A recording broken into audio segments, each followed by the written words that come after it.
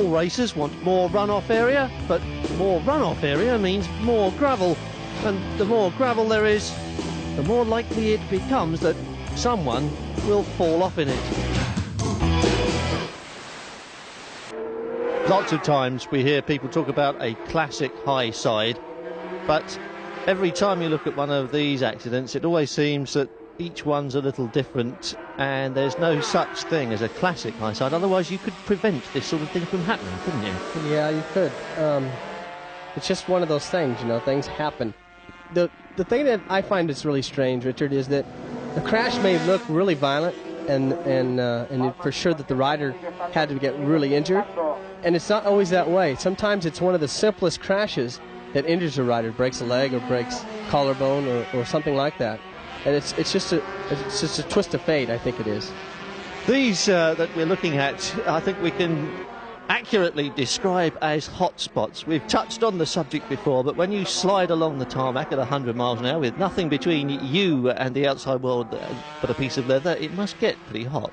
Yes, it does. I've had a couple of burns. I've fallen off at Daytona at about 170 mile an hour. And all I ended up with was 2 blisters. Actually, the leathers didn't burn through.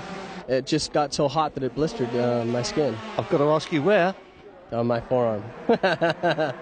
I wish it would have blistered other places.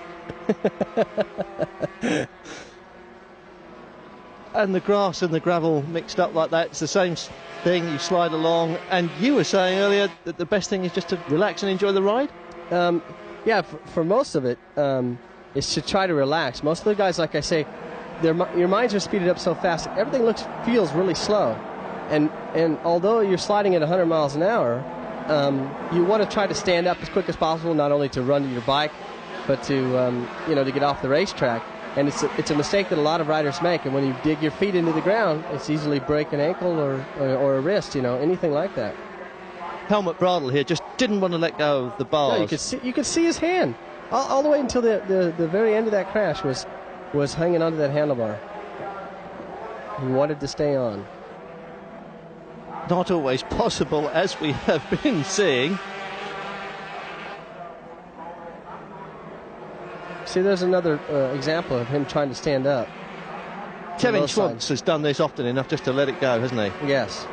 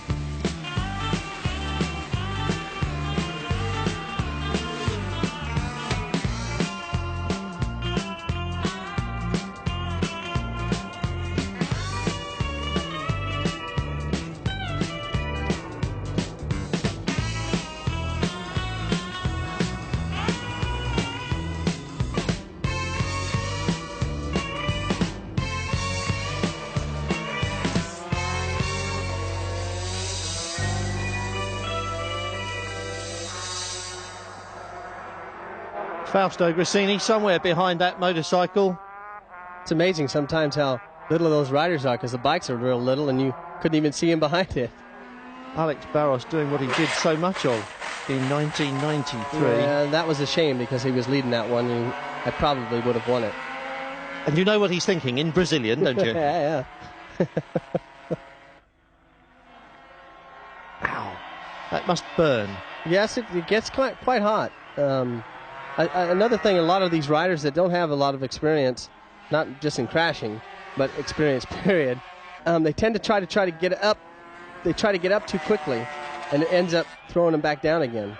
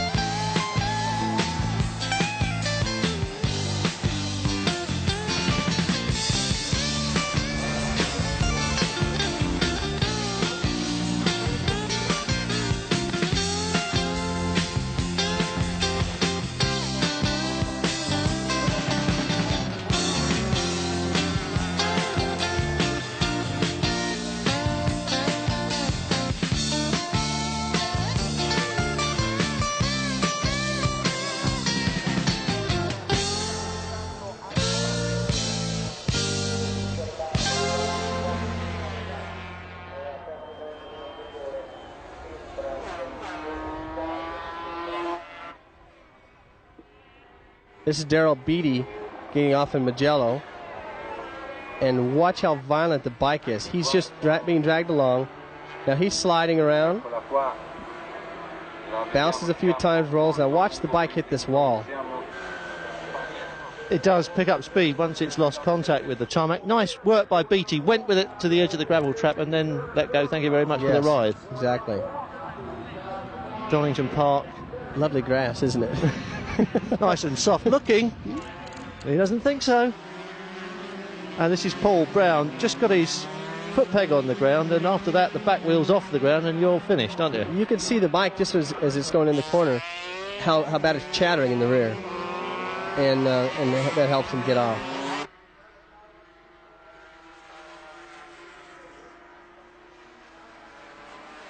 Max Biaggi knows a thing or two about chattering in the rear. And you see the same thing on this bike. The bike, as it enters the corner, you'll see the front end start to chatter, and that's the things that we're always fighting with telemetry and so on to try to stop that. Another visit to the grass by Mr. van der Gorberg.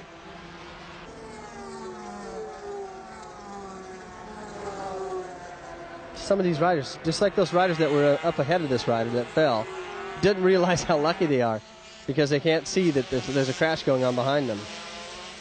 Nobby Ueda knows that he's had a crash. And again, it's a 125, and again, it's upright, and he's away. Got to be a motorbike around here somewhere. Yes. Scalvini, Italian hero, now going to explain to his fans exactly what went wrong And I guess you must have seen this a load of times. I haven't got a clue, actually, what happened. What do you think, guys? What do you think? They should have the scorecards up there. 9.8, 9.8. Oh, didn't know 125 could do a wheelie like that out of the corners. Look at him sliding along the front straight there. Now this is Mick doing it at Laguna Seca, coming down the corkscrew the wrong way. This is what I call a high side. The world ends there. It's like falling off a cliff without falling off the bike as well. Yeah, it's very, very steep. That's Mick Doohan's qualifying accident. And watch how he throws his arms up in the air like, oh, to hell with this.